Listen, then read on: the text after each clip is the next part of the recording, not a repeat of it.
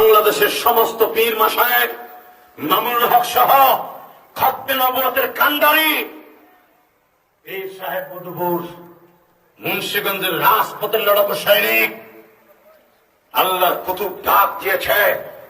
Doctor ইউনূসকে বলবো, দুই নেত্রী আপনার সুদখোর বলে গালি দেয়, আমরা হুজুররা আপনার সুদ করে গালি দেয়। ডক্টর ইউনূসকে আপনি সুদখোর নামটাকে ঘুষাবার জন্য আপনার কাছে দাবি থাকবে, বাংলার জমিনে আপনি মরার আগে একটা ভালো কাজ করে দেন। আপনার তো ভোটের দরকার না, আপনাদের বিনা ভোটে প্রেসিডেন্ট কে আপনারা ভোট দেওয়ার জন্য সামনে আবার আসবেন চিন্তা না।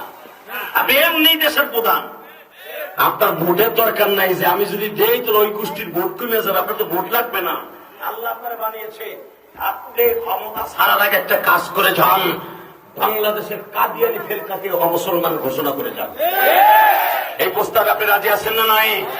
ওলামায়ে কেরাম রাজি আছেন না নাই? 15ই নভেম্বর সরওয়ার্দী উত্তরে একটা কিয়ামত ঘটবে। সারা বাংলাদেশের তাওহীদি জনতা, কাদিয়ানির গোষ্ঠী বাংলাদেশে থাকুক, আমাদের কোন দুঃখ নাই। মুসলমান নাম নিয়ে থাকতে পারবে না, পারবে না, পারবে না। এই প্রস্তাবে কে রাজি আছেন? আসুন আর মুসলমান দেখায় না।